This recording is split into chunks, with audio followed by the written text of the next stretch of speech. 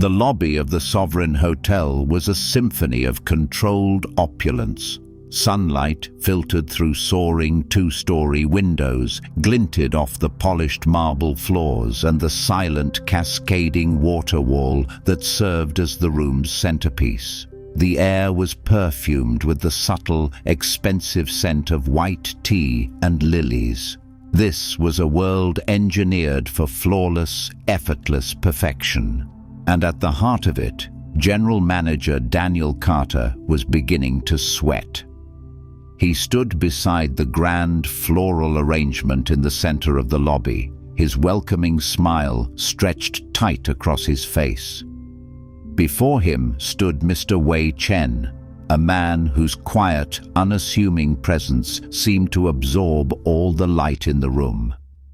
Wei was a legend in the tech world, a reclusive billionaire whose investments could reshape entire industries overnight.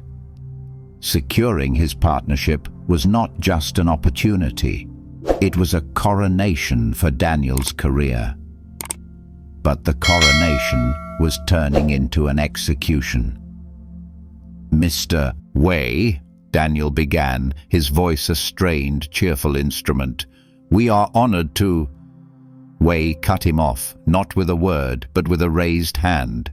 He then turned to his associate and spoke, a fluid, rapid stream of Mandarin. The question was long, intricate, and peppered with what sounded like complex financial and technical terms. Panic, cold and sharp, flooded Daniel's system.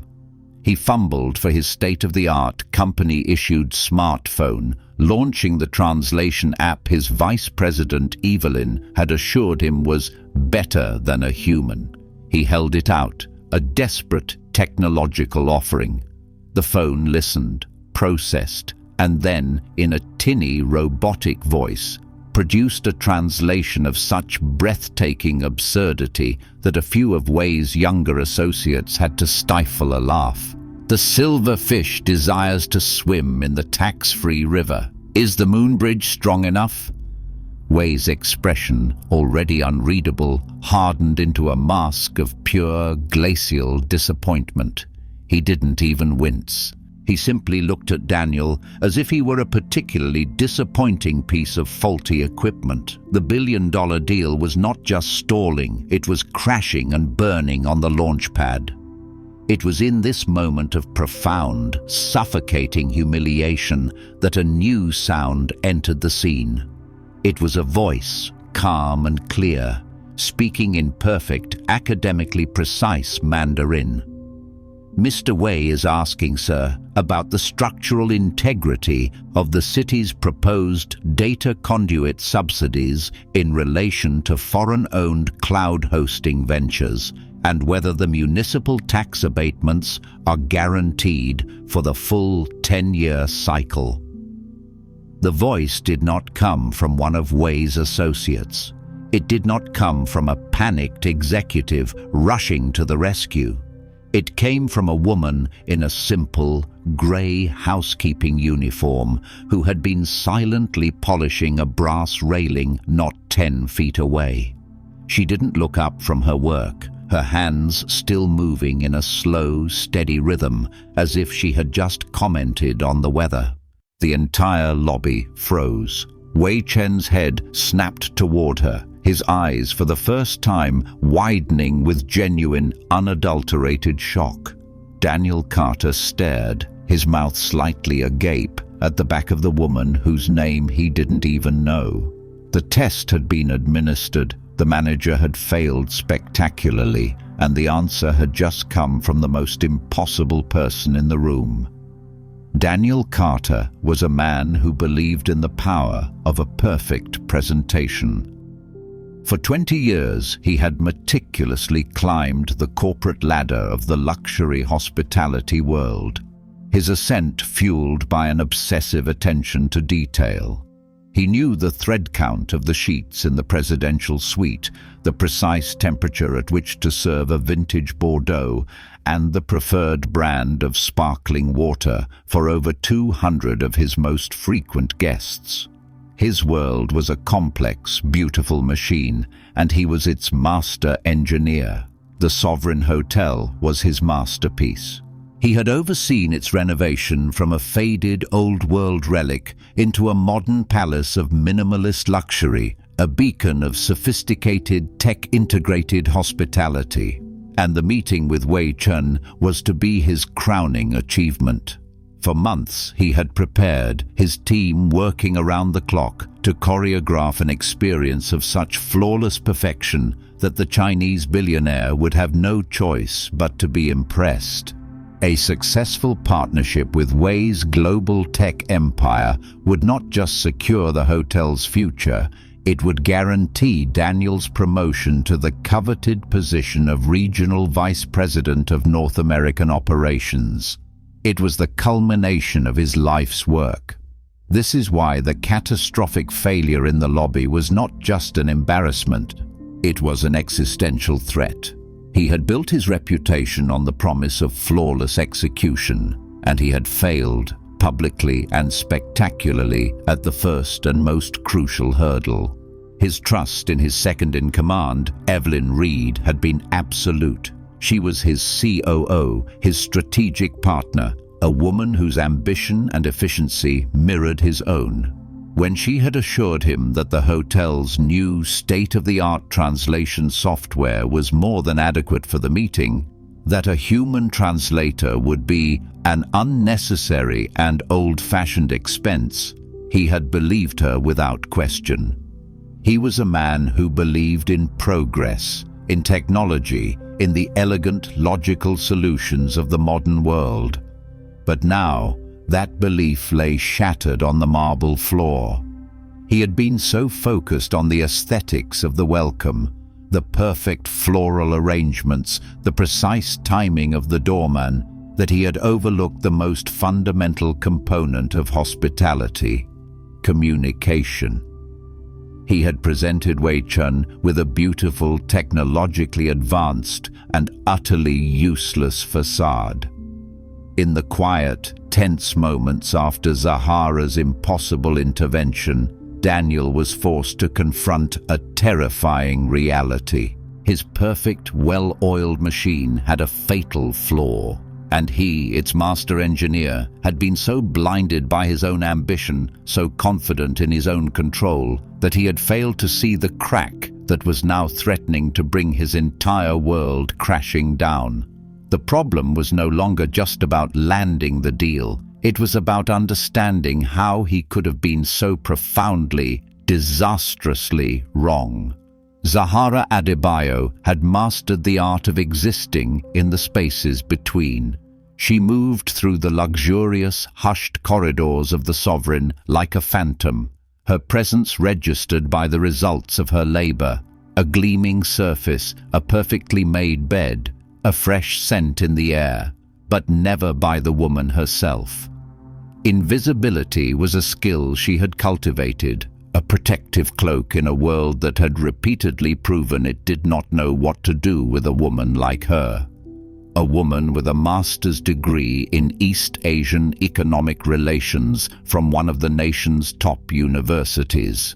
A woman who had spent 2 years in Beijing, not as a tourist, but as a research fellow, debating trade policy with graduate students in their native tongue. A woman whose mind could dissect the nuances of a cross-border merger with the same precision she now used to fold a fitted sheet. Her return to the United States had been a brutal education in the politics of perception. A family tragedy had forced her home, leaving an unavoidable 2-year gap on her resume. That gap, combined with a name and a face that did not fit the expected mold of a Wall Street analyst, had rendered her academic achievements irrelevant. She had been met with a wall of polite, impenetrable smiles. "Your background is impressive, but we're looking for a more traditional fit. We'll certainly keep your resume on file." The rejections had been a slow, grinding erosion of her confidence until the pressing need to pay off her student loans and medical bills had driven her to the one industry that was always hiring: hospitality. She had taken the housekeeping job at the Sovereign, telling herself it was temporary, a way to stay afloat while she continued her real job search. But months had bled into years, and the temporary had started to feel terrifyingly permanent. But Zahara was a strategist, not a victim. She had not let her mind atrophy. She treated her work as a form of field research. She observed the powerful men and women who were her hotel's guests. She listened to their conversations, to the fragments of deals and strategies discussed in hallways and elevators. She read the financial papers they left behind, keeping herself fluent in the language of the world she was determined to re-enter. And she had been watching the preparations for Wei Chen's visit with a growing sense of professional dread. She had seen the internal memos, the confident pronouncements from Evelyn Reed about their revolutionary AI translation protocol. She had even, on a hunch, tested the new software on a public terminal in the business center, feeding it a complex sentence from a Chinese financial newspaper. The result had been a string of nonsensical gibberish. She knew a disaster was imminent. She had even, in a moment of quiet, anonymous rebellion, left a printed article on the importance of human translators in high-stakes negotiations on the desk in the staff break room. It had disappeared the next day, likely thrown away without a second glance. She had resigned herself to watching the inevitable train wreck from a safe, invisible distance. But when the moment had arrived, when she had heard the mangled, insulting translation and seen the look of cold, final disappointment on Wei Chen's face, something inside her had snapped. It was not a calculated move for self-advancement. It was the visceral, professional instinct of a firefighter seeing a house on fire. You don't stand by and watch it burn. You run towards the flames. And in that moment, in that hushed and horrified lobby, Zahara Adebayo had run. The fateful collision was not an accident of circumstance, but an act of deliberate, covert sabotage.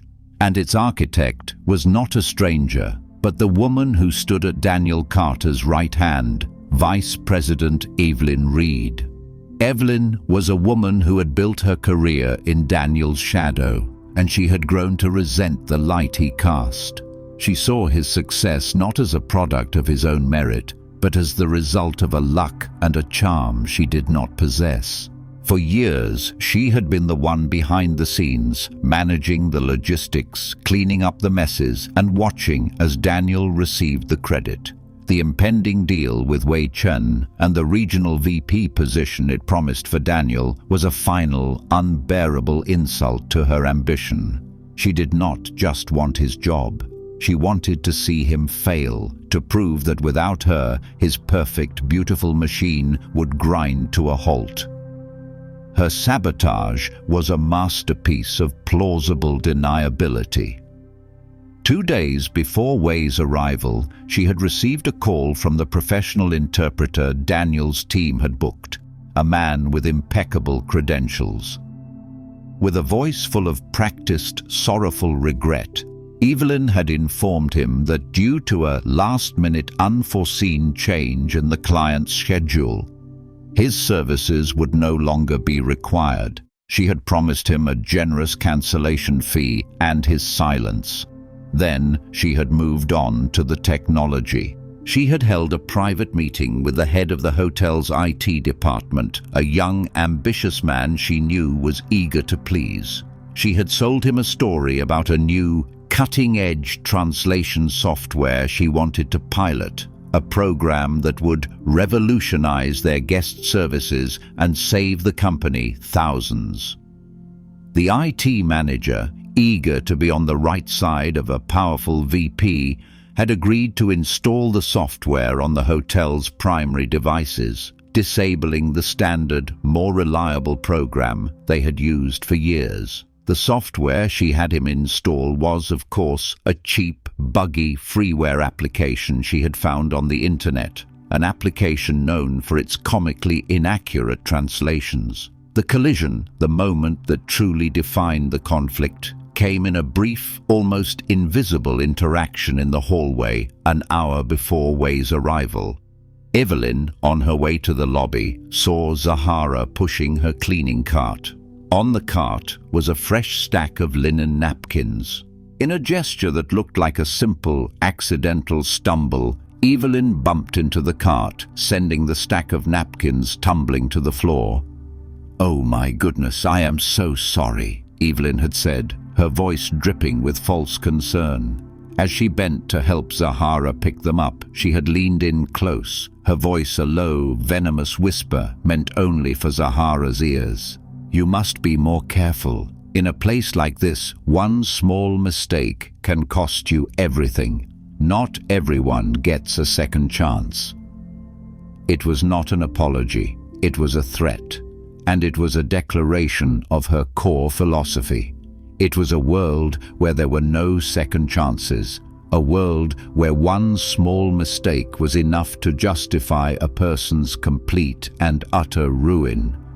It was the collision of two opposing worldviews, Evelyn's, a world of brutal, zero-sum competition, and Zahara's, a world where the quiet, patient work of cleaning up a mess was an act of integrity in itself.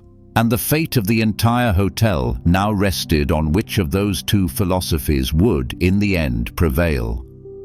Zahara's intervention in the lobby was an act of pure, instinctual rebellion. She had heard Evelyn's veiled threat, had seen the pieces of her sabotage fall into place, and had made a split-second decision. But it was what she did after her flawless, shocking translation that truly defined her unconventional action and planted the seed of doubt in Daniel Carter's mind. After answering Wei Chen's complex question, she did not wait for praise. She did not seek to insert herself further into the conversation. Instead, with a small, respectful bow of her head towards the stunned billionaire, she simply said in Mandarin, "If you will excuse me, sir, my duties await." And then she picked up her cleaning cloth, turned back to the brass railing she had been polishing, and resumed her work as if nothing had happened. The act was so unexpected, so profoundly contrary to any normal human response, that it was in itself a statement. She was not a candidate seeking a job. She was not an opportunist seizing a moment. She was a professional, calmly and quietly demonstrating a competence that was so absolute it required no external validation. She had not just answered a question. She had displayed a level of self-possession and dignity that made the panicked, chaotic energy of Daniel and his executive team seem almost childish by comparison. It was this quiet, dignified retreat back into her role that sowed the first true seed of doubt in Daniel's mind. He had been so focused on the shock of her linguistic ability that he had almost missed the more profound message. Why would a woman with that level of skill, that level of composure, be content to clean railings? Why, after saving a billion-dollar deal from the brink of collapse, would she simply go back to work? His initial shock began to curdle into a deep, unsettling suspicion. The official story that he had an incompetent team and a faulty app no longer made sense. A woman like Zahara did not exist in a vacuum. Her presence in his hotel at this precise, critical moment was a statistical impossibility. He looked from her calm, focused work to the flustered, guilty face of his vice president, Evelyn Reed. He saw the way Evelyn was now avoiding his gaze, her earlier confidence replaced by a new, brittle anxiety. The pieces began to connect in his mind, not into a clear picture yet, but into a disturbing, shadowy outline. The last-minute cancellation of the professional interpreter. Evelyn's confident assurances about the new, untested software. Her veiled, cruel comment to Zahara in the hallway, which he had overheard but dismissed. It was not just a series of unfortunate mistakes, it was a pattern. Daniel Carter, a man who had been blindsided by a crisis of communication, now found himself in the middle of a much deeper, more sinister mystery. The Billionaire's test had not just been a test of language, it had been an unintentional test of loyalty. And as he looked at the quiet, unassuming housekeeper, who was now the most competent and most mysterious person in the room, he realized, with a dawning, chilling certainty, that his entire team had failed, and he was determined to find out why. At that moment, the powerful manager realized the maid who had just saved his career might also be the key to uncovering a betrayal he never knew existed. If you believe that true competence needs no applause, give us a like to support Zahara's journey and tell us where you're watching from in the comments below. The temporary office was a small, glass-walled fishbowl, but to Zahara it felt like a command center. For the first time in 4 years, she was being paid not for the strength of her back, but for the power of her mind. Daniel Carter had been true to his word. She was given a laptop, a security key card, and access to the company's internal servers. Her first official task was to review and translate the full 100-page investment proposal for Wei Chen. As she worked, a quiet, intense focus settling over her, Daniel entered and closed the door behind him. He didn't sit behind the desk. He took the small visitor's chair, a deliberate, subtle reversal of their usual roles. "I'm not a fool, Zahara," he said, his voice quiet, divested of all its managerial artifice. "You are not just a woman who happens to speak Mandarin. The way you analyzed the regulatory codes yesterday, that wasn't a hobby. That was a profession. I need to know who you are, not for a background check, for my own understanding." Zahara saved the document she was working on and turned her chair to face him. The time for invisibility was over. She owed him a piece of her truth. She told him then, not the full, traumatic story of her flight from Nigeria, but the professional history that had preceded it. She spoke of her time at Johns Hopkins, of her fellowship in Beijing. She described her thesis, a complex data-driven analysis of the communication breakdowns that had led to the collapse of a major Sino-American joint venture in the renewable energy sector. "My work," she explained, her voice gaining the confident academic cadence of her past life, was about how cultural assumptions, embedded in the very language of a contract, can create structural weaknesses that are invisible to one side but are exploitable loopholes to the other. It's not just about translating words, it's about translating intent. Daniel listened, captivated. He was a man who dealt in structures, in blueprints. He understood the concept of a hidden, fatal flaw in a design. And he was beginning to see that Evelyn's sabotage was not just a personal attack, but a symptom of a deeper, more systemic problem in his own organization. "And you gave all that up to clean rooms?" he asked, the question a genuine, baffled inquiry. A shadow passed over Zahara's face. "Sometimes," she said, her voice dropping, her gaze becoming distant. "The work you choose is not as important as the safety of the people you love. My life in Beijing, it became unsafe. I had to leave. And when I came here, I discovered that the world is not always interested in the story you want to tell. It is only interested in the box it has already put you in." The hero's secret, as she revealed it, was not a grand, shocking twist. It was a quiet, heartbreaking story of a brilliant mind forced into silence, of a vast potential constrained by a world that was too busy, too biased, and too unimaginative to see it. It was the story of a woman who had been systematically undervalued, a story that Daniel, in his own privileged blindness, had been a passive, unknowing participant in. He had not created the box she was in, but he had, until yesterday, been perfectly content to let her stay in it. And that realization was, in its own quiet way, a more profound and damning indictment than any act of overt sabotage. Zahara's story was a revelation, but it was her final quiet observation that truly revealed the full, insidious nature of the trap. After she finished speaking, she turned back to her laptop, her expression shifting from personal reflection back to professional analysis. "The sabotage," she said, her voice now crisp, direct, "was not just the faulty app or the cancelled interpreter. That was just the mechanism. The real trap was in the design." She pulled up 2 documents on her screen and turned the laptop for Daniel to see.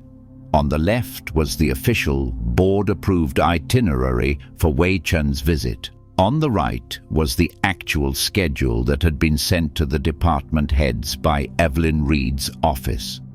"Look," Zahara said, her finger tracing a line on the screen. "The official plan, the one you approved, had Mr. Wei's initial meeting in the more intimate, culturally attuned Franklin suite, with a professional interpreter present, followed by a tea ceremony. It was designed for soft diplomacy, to build a relationship before talking business." Daniel nodded. "That's the standard protocol for our high-level international guests. It was designed by my father." "Exactly," Zahara said. "But that's not the schedule that was implemented." She pointed to the second document. Evelyn's version moved the meeting to the main, intimidating conference room. It cancelled the tea ceremony and replaced it with a direct, aggressive business presentation. And, of course, it eliminated the interpreter. She didn't just create a language barrier. She created a cultural one. She engineered a scenario that was guaranteed to insult a man like Wei Chun, a man who values subtlety, respect, and relationship building above all else. The buried truth was not just that Evelyn had tried to make him fail. It was the sheer Machiavellian brilliance of how she had done it. She had used Daniel's own reputation for efficiency, his own trust in her logistical expertise, as the cover for her sabotage. She knew he would be too focused on the high-level details to scrutinize the on-the-ground changes to the schedule. She had weaponized his own management style against him. "She wasn't just trying to make you look unprepared, Daniel," Zahara concluded, her voice a low, grim whisper. "She was trying to make you look like a caricature of an arrogant, culturally insensitive American businessman. She was trying to make you look like the one thing you have spent your entire career trying not to be: a fool." The trap was not a simple act of malice. It was a complex psychological assassination. It was designed not just to make him lose a deal, but to make him lose the respect of his peers, his potential partners, and, most devastatingly, himself. He looked at the 2 schedules on the screen, the evidence of a betrayal so deep, so personal, and so meticulously planned that it took his breath away. He had been so focused on the what, the failed translation, that he had completely missed the why. And the why was a truth far more chilling than a simple act of corporate rivalry. It was the truth of an enemy who knew his strengths and had turned every single one of them into a weakness. Evelyn Reed was a master of the corporate game, and she knew that the best defense was a swift and brutal offense. The moment she saw Zahara installed in an executive office, she knew her initial plan had not just failed. It had backfired, creating a new, unpredictable, and dangerous variable. She had to neutralize Zahara, and she had to do it in a way that would not only remove her from the board, but would also irrevocably tarnish her in Daniel's eyes. Her counterattack was not a frontal assault, but a quiet, insidious campaign of psychological warfare, and her target was not Daniel, but the billionaire they were trying to court. She arranged a private, off-the-record courtesy call with Mr. Wei's primary associate, the sharp-eyed Ms. Lin.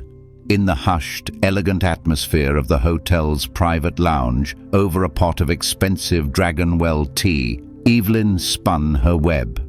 "We are all so incredibly grateful for Ms. Adebayo's timely intervention," Evelyn began, her voice a perfect symphony of professional admiration and subtle concern. "She is a remarkable woman, a true diamond in the rough." She let the compliment hang in the air before continuing, her tone shifting to one of confidential, sisterly worry. "But I feel a certain responsibility as a fellow woman in this industry to be transparent. Her sudden rise, it has created some complexities." She spoke of Zahara's intense ambition, of her unusual and somewhat obsessive interest in the details of Mr. Wei's investment portfolio. She hinted at a troubled and somewhat mysterious past that had led her to the hotel. She never made a direct accusation.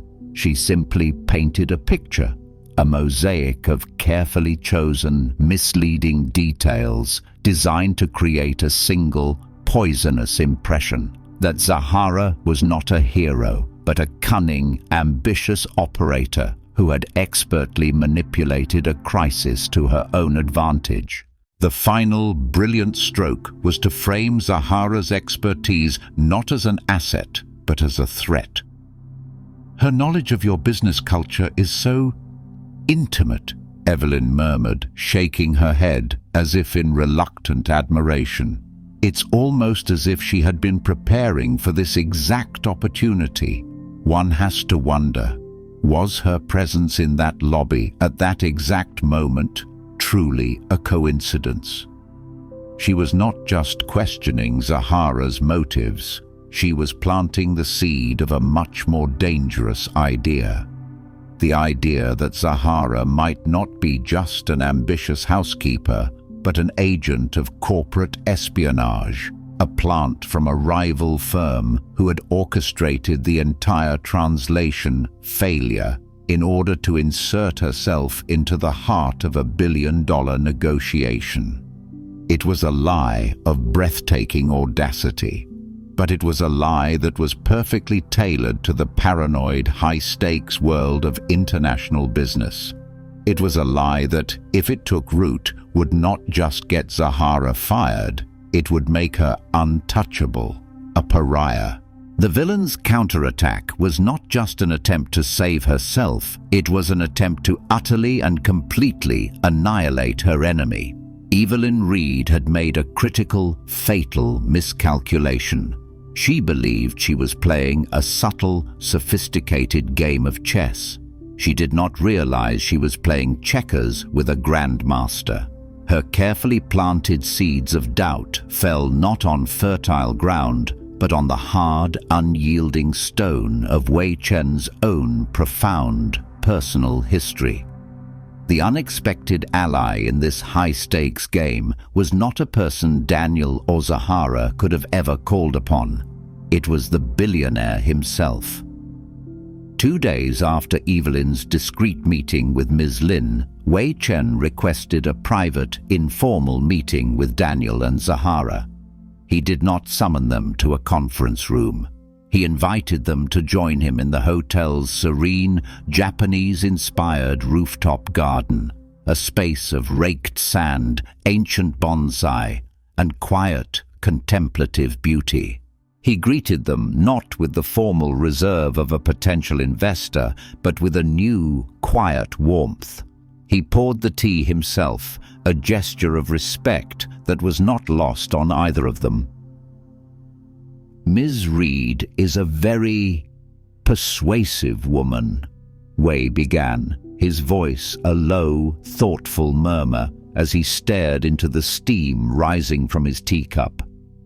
"She has painted a very detailed and a very disturbing picture of you, Ms. Adebayo." Zahara's heart sank, but her expression remained calm. "She suggested," Wei continued, his eyes now lifting to meet hers, "that your presence here, your skills, your timing, it was all a little too perfect. She suggested that you might be a plant, a spy from a rival, here to sabotage this deal." He let the accusation hang in the air, a final quiet test. Daniel started to speak, to defend Zahara, but Wei raised a hand, silencing him. He was not interested in Daniel's opinion. He was interested in Zahara's. Zahara met his gaze without flinching. "And what do you believe, Mr. Why?" Wei Chen allowed himself a small, slow, and incredibly telling smile. "I believe," he said, "that Ms. Reed has mistaken a dragon for a snake." He then told them a story from his own past that explained everything. 20 years ago, he began, when I was just starting my company, I was on the verge of a major breakthrough, a partnership that would have changed everything. But I was young, arrogant, and I did not understand the importance of quiet voices. He spoke of his own mother, a woman of profound traditional wisdom who had warned him about his prospective partner. "His words are honey," she had told him, "but his heart is stone." "I dismissed her," Wei said, his voice laced with an old, familiar regret. "I saw her as a simple, uneducated woman out of her depth in my modern world. I signed the deal, and the man she warned me about, he nearly destroyed me. He stole my technology, my investors, and my company. It took me 10 years to recover." He looked at Zahara, his eyes full of a deep, profound, and personal understanding. "My mother did not have a master's degree in linguistics, Ms. Adebayo, but she had wisdom. She knew how to read the character of a person, a skill that is not taught in any university. When Ms. Reed tried to paint you as a threat, I did not see a spy. I saw my mother. I saw a woman of quiet, formidable intelligence whose worth is not measured by her title, but by the truth she is brave enough to speak." In that moment, the billionaire investor was no longer a potential partner. He had become their most powerful and unexpected ally. He had seen Evelyn's trap not as a clever piece of corporate maneuvering, but as the cheap, predictable tactic of a bully. He had not just seen through her lies. He had recognized in Zahara the echo of a wisdom he had learned at great personal cost, to trust above all else. He was not just on their side. He was now an active and utterly ruthless participant in the game. With Wei Chen now a silent, powerful partner in their conspiracy of truth, the final pieces of the puzzle began to fall into place with astonishing speed. Wei did not act directly. Instead, he provided Daniel and Zahara with the one thing they desperately needed: access. "Men like your Mr. Carter and women like Ms. Reed," he explained during a secure video call, "they do not operate in a vacuum. They leave a trail, not just in their own company, but in the larger ecosystem of the city. We must find the part of the trail that lies outside the walls of your hotel."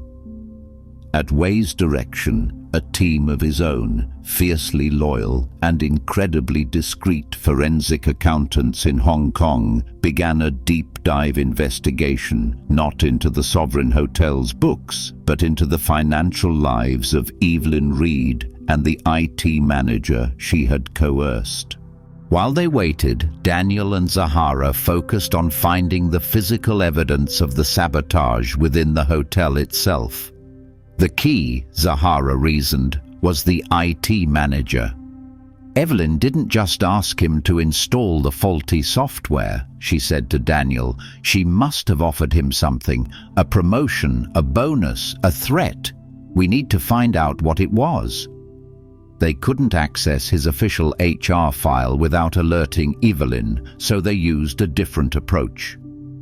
Zahara, in her official capacity as a linguistic consultant, requested a meeting with the IT manager under the pretext of gathering feedback to improve the hotel's multilingual tech interface. The young man, whose name was Kevin, was a bundle of nervous, ambitious energy. He was clearly intimidated by Zahara's new elevated status. In the quiet of her temporary office, she didn't interrogate him. She empathized with him. She spoke of the pressures of working in a high-stakes environment, of the desire to please powerful executives. "Ms. Reed is a very demanding woman," Zahara said, her tone one of quiet, sisterly commiseration. "I can only imagine the pressure you were under to get that new translation software up and running before Mr. Wei's arrival." Kevin, visibly relieved to be understood rather than accused, began to talk. "You have no idea," he lamented. "She was on me for weeks, said the old system was obsolete, that this new one was her pet project. Said if I could pull it off, there was a senior director position with my name on it." It was not a confession, but it was a motive, and it was enough. The final, irrefutable piece of evidence, however, came not from a person, but from a machine. While the Hong Kong team was tracing Evelyn's financial life, they discovered a small, recurring monthly payment, a lease for a high-security off-site data storage unit paid for by a shell corporation that was, in turn, funded by a blind trust. It was the kind of digital fortress used for hiding the most sensitive of secrets. Wei, using his considerable influence, had one of his legal associates obtain a subpoena for the unit's access logs. The logs showed that Evelyn Reed had visited the unit the day after the professional interpreter had been cancelled. The team in Hong Kong then did what Daniel's own security team could not. They hacked the servers of the storage facility. It was a legally grey but brutally effective move, and in the digital files of Unit 3B, they found it. It was a single, password-protected folder labeled Contingency. Inside was Evelyn Reed's entire plan. There were copies of her correspondence with the translation agency. There was a saved copy of the faulty software she had downloaded. But the smoking gun, the final undeniable piece of evidence, was an audio file. It was a recording of a phone call she had made to the IT manager, a call she had apparently recorded for her own future leverage. Her voice was clear, cold, and utterly damning. "Kevin," her voice said on the recording, "I need your absolute discretion on this. The pilot program for the translation app, it needs to fail. Spectacularly. Consider it a stress test. Daniel needs to see the vulnerabilities in our current system. It's for the good of the company, you understand, and your promotion, of course, is contingent on your successful handling of this test." It was a confession, a premeditated, calculated act of corporate sabotage, laid bare in her own voice. It was not just a smoking gun. It was a signed, sealed, and delivered declaration of war. The game was over. All that remained was the checkmate. The stage for the final act was the hotel's main boardroom, the same room where the disastrous first meeting had taken place. Daniel Carter had called an emergency, top-level executive meeting. The stated purpose was to debrief on the Wei-Chun partnership and outline the next steps for our international strategy. Every senior manager was present. Evelyn Reed sat at the place of honor to Daniel's right, a faint, confident smirk playing on her lips. She believed this was her victory lap, the moment Daniel would be forced to publicly acknowledge her indispensable role in salvaging the deal. Daniel began the meeting with a calm, almost placid summary of the successful partnership. He thanked the team for their hard work. He spoke of the bright future that lay ahead. Evelyn listened, her smirk growing wider. However, Daniel said, his tone shifting, a new hard edge entering his voice. This success was not a result of our initial strategy. It was a success that occurred in spite of it. It has come to my attention that the initial failures of our meeting with Mr. Wei were not an accident. They were the result of a deliberate and malicious act of corporate sabotage. A wave of shocked murmurs went through the room. Evelyn's smirk froze on her face, her expression hardening into a mask of wary disbelief. For weeks, Daniel continued, his gaze sweeping across the stunned faces of his team before landing with the force of a physical blow on Evelyn. I have been trying to understand how our systems could have failed so completely, and now I have an answer. He did not present spreadsheets or reports. He simply gestured to the large state-of-the-art monitor on the wall behind him. "I believe," he said, his voice a low, chilling whisper, "this will explain everything." He pressed a button on the remote in his hand. The screen flickered to life, and from the high-fidelity speakers embedded in the walls, a single, clear and terrifyingly familiar voice filled the silent room. "Kevin," Evelyn Reed's recorded voice said, crisp and cold, "I need your absolute discretion on this. The pilot program for the translation app, it needs to fail. Spectacularly." The curtain had been pulled back. The entire intricate web of her betrayal was laid bare for her colleagues, her peers, her rivals to see. The audio recording continued, each word a nail in the coffin of her career. The room was utterly, profoundly silent. The only sound, the damning echo of Evelyn's own voice, confessing to a crime she thought she had committed in perfect secrecy. She sat frozen in her chair, the color draining from her face, a statue carved from pure, unadulterated horror. She looked from the screen to Daniel's cold, unforgiving eyes, and in that moment, she knew. The game was not just over. She had been spectacularly and publicly checkmated. The recording ended, but the silence it left behind was a living entity, thick with the weight of her treachery. Evelyn Reed sat in the center of that silence, a prisoner in a boardroom that had once been her kingdom. The faces of her colleagues, which had a moment ago been a mixture of respect and envy, were now a uniform mask of cold, clinical disgust. The collapse was not a slow, dignified retreat. It was an implosion. Her carefully constructed persona, the efficient, loyal, indispensable second-in-command, had been vaporized, leaving behind only the ugly, grasping core of her ambition. She tried to speak, to deny, to spin a new narrative. "Daniel," she began, her voice a thin, reedy sound that was a stranger to everyone in the room. This is taken out of context. It was a stress test, a drill." But the lie was so pathetic, so transparent in the face of her own recorded words, that it died in the air. No one moved. No one spoke. They simply watched her. It was Wei Chen who had joined the meeting via a silent, previously unnoticed video link from Shanghai, who delivered the final, crushing blow. His face appeared on the large monitor, his expression one of calm, profound disappointment.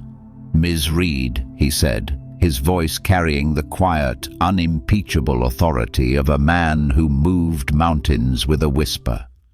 "In my culture, there is a concept called losing face. It is a shame so profound that it cannot be recovered.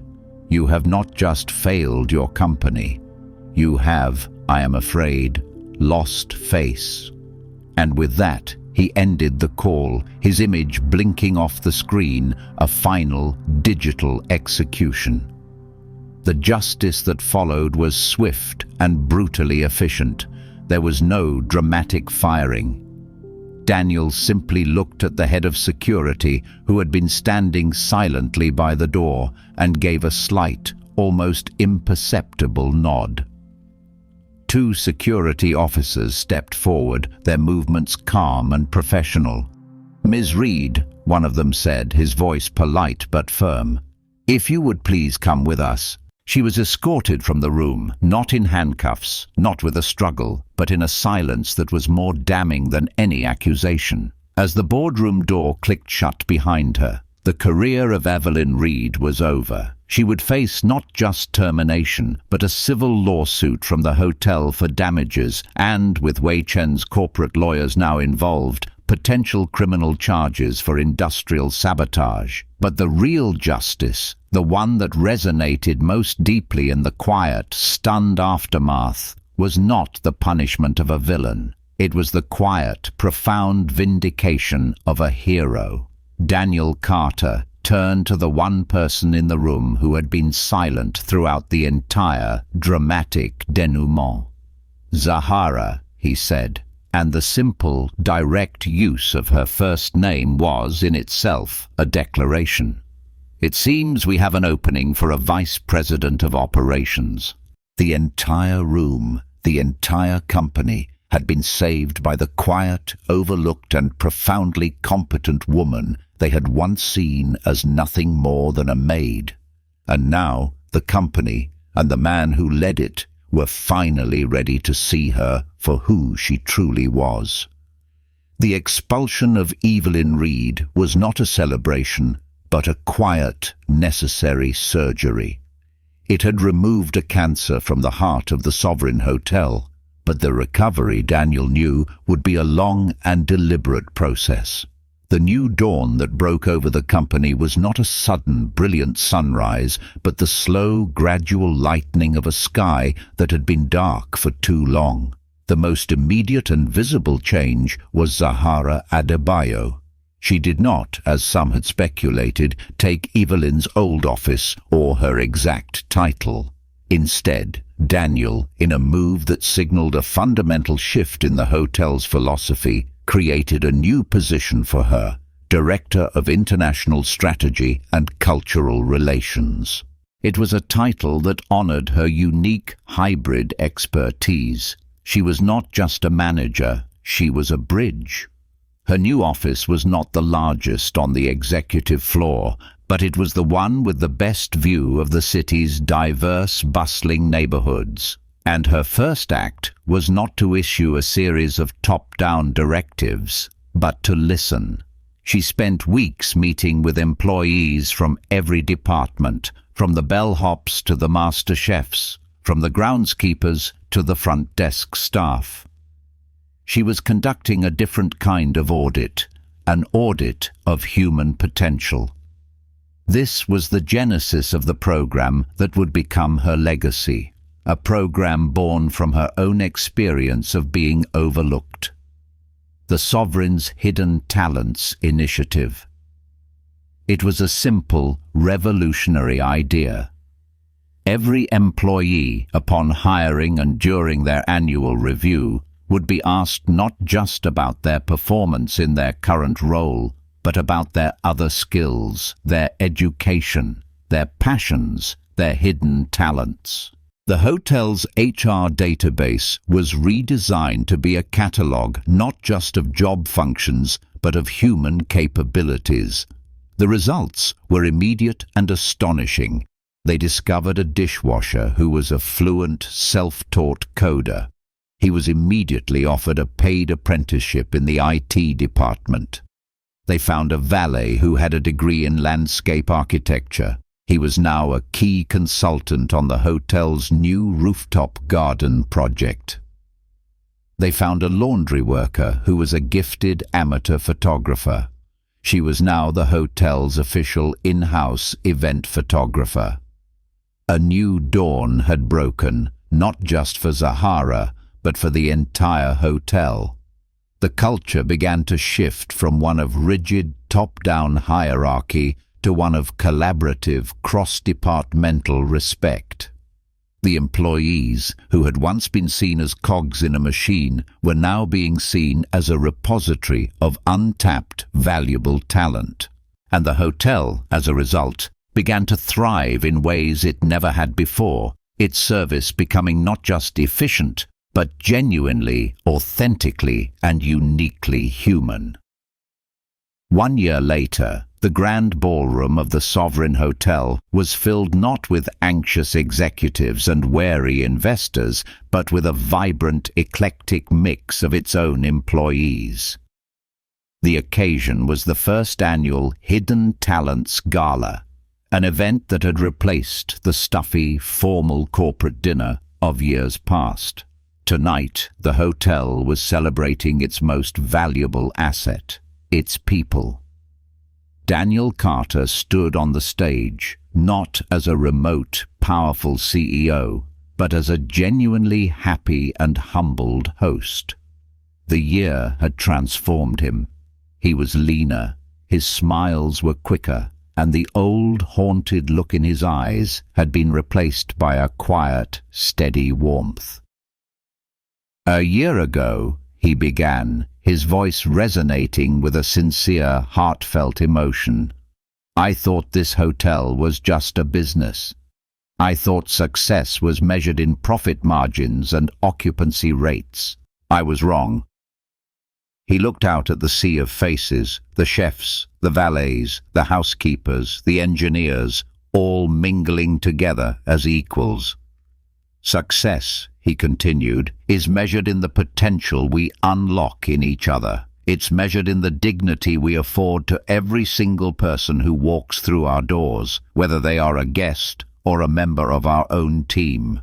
His gaze found Zahara across the room. She stood near the back, not seeking the spotlight, but radiating a light of her own. She was no longer just a director. She was a beloved and respected leader, the quiet, powerful heart of the hotel's new culture. She was dressed in a simple, elegant gown of deep blue, and on her lapel she wore a small silver pin in the shape of a bridge. It had been a gift from Wei Chen. Their relationship had settled into a deep, respectful partnership. They were not lovers, but they were more than colleagues. They were co-conspirators in a quiet revolution. Two people who had found a shared, profound purpose in the act of building something better. The highlight of the evening was not a speech from Daniel, but a series of presentations from the employees themselves. The former dishwasher, now a junior developer, unveiled a new, streamlined internal communications app he had designed. The former valet presented his award-winning design for the hotel's sustainable rooftop garden. The final presentation was from Zahara. She did not speak of profits or strategies. She simply told a story. She told the story of a woman with a master's degree who had once cleaned rooms, not because she lacked ambition, but because the world had refused to see her. She told the story of a manager who had been brave enough to admit he was wrong and to change. And she told the story of a company that was learning that its greatest strength was not in its 5-star rating, but in the brilliant, diverse, and often hidden humanity of its people. The legacy she and Daniel were building was not one of polished marble or record-breaking profits. It was a legacy of sight. It was the legacy of a company that had finally learned to see the whole person behind every uniform, to see the extraordinary talent that was hiding in plain sight. As the evening ended and the sounds of laughter and music filled the grand ballroom, Daniel walked over to Zahara. "My father always said that a great hotel is not a building, but a feeling," he said, his voice quiet amidst the celebration. "For a long time, I forgot what that meant." He looked around the room at the vibrant, happy community they had built. "Thank you, Zahara," he said, his voice thick with an emotion he no longer tried to hide. "Thank you for reminding me what it feels like to come home."